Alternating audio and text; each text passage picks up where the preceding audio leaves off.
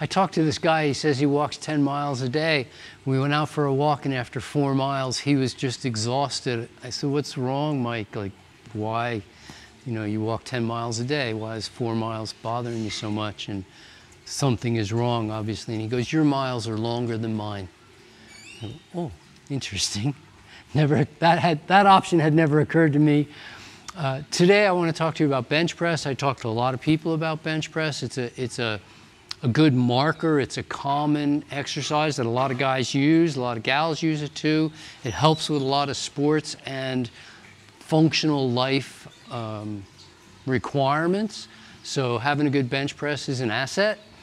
And today I just want to mention that not everybody does the same thing when they do a bench press. So I'm not going to teach you how to bench press right now. That'll be a series of videos we'll come out with soon. But today I just want to talk about what defines the bench press a bit.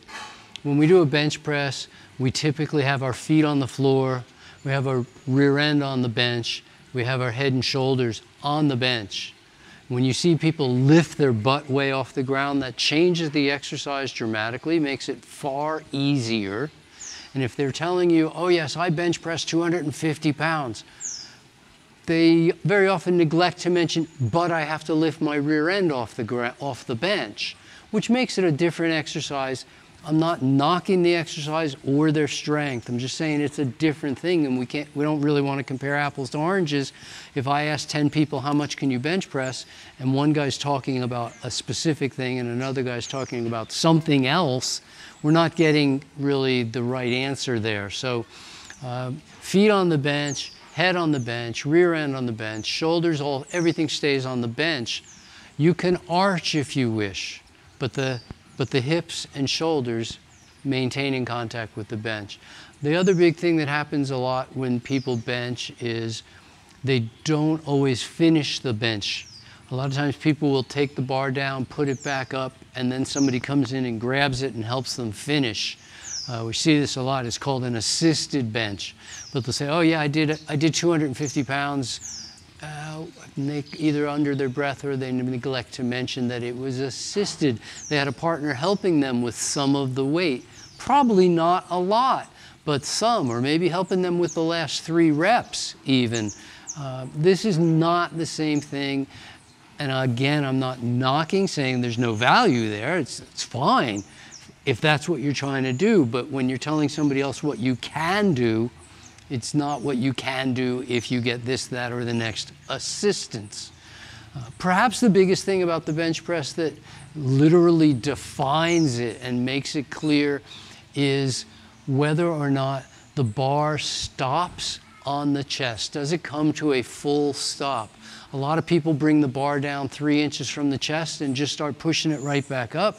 A lot of people bring the bar down very close to the chest and immediately start pushing it back up. Some people hit their chest but bounce right off of it and then they're on their way back up. None of those are technically the bench press that I'm referring to. I'm not saying those things aren't also bench press, and they all have names. But the bench press I'm talking about would be performed about the way a power lifter would perform a bench press, which is that they take the bar out, they hold it steady, they bring the bar down, it stops, full stop on chest for an undefined period of time that is considered full stop, kind of like full stop at a stop sign. We can tell whether it's a roll through or not. And we want show the full stop, then press back all the way up and then to supporting the bar. And then a final step would be to rack the bar. So let me show you 1 or 2 things that are not a bench press in my determination of what a bench press is, at least when I'm defining it, comparing what I do compared to others. So if we just lay back on the bench, I'm ready to bench press. If I take the bar out and I just go down up, that's not a bench press. If I take the bar down and I go way down and up, it's still not a bench press. If I'm having trouble pushing the bar up and I lift my butt up off the bench to get a better angle. That's not a bench press.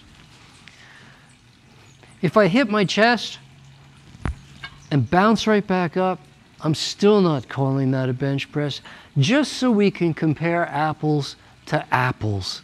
I just want to see a person bring the bar down, come to a full stop, and press the bar back up. We don't have to stay here for 15 seconds. You don't even have to stay for 3.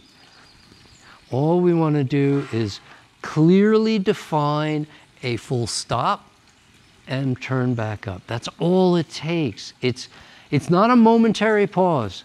It is considered full stop and up. Now, I will admit that it takes some practice to get good at full stop. Some people thought they made a full stop and then they start going up and then they realize they didn't, so they put it back on their chest and get a longer than necessary stop and then press it back up. I've seen that happen all too often. This is as important a part of the lift as any other part. Perhaps the most important, since it's a defining part of the lift, is to get really good. The guys that are lifting huge weights, you look and you go, they didn't stop for very long. No, but they did full stop. They defined the lift by the rules and performed it by the rules. That's sufficient. If you don't know exactly where your chest is and you almost got there, but you didn't quite get there, and now there's that awkward thing where you're wasting effort. So learning where your chest is and how long is a full stop and what does it feel like and supporting the weight for that moment. There's a lot of considerations. And really, I don't care.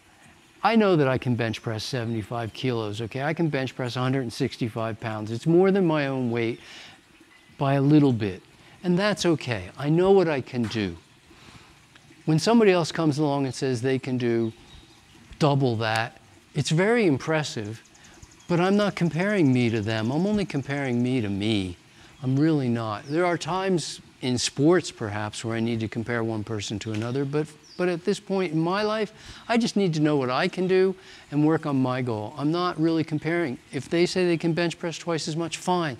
But when they come and show me, and what they're actually doing is some portion of a lift, it's really just what I would call a partial lift. Well, heck, I can do a lot more weight with a partial than I can with a full range stop and come back up. Only for comparison purposes do we even care. This is Dr. Doug Graham reminding you to grow to health.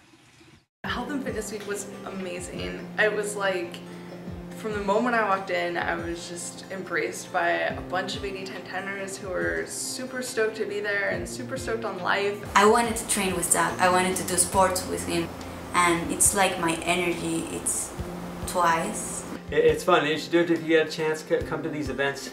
They're awesome. Just a few days here and I'm feeling way more energetic. When I first came here, I certainly could have not have gone out and did what we just did.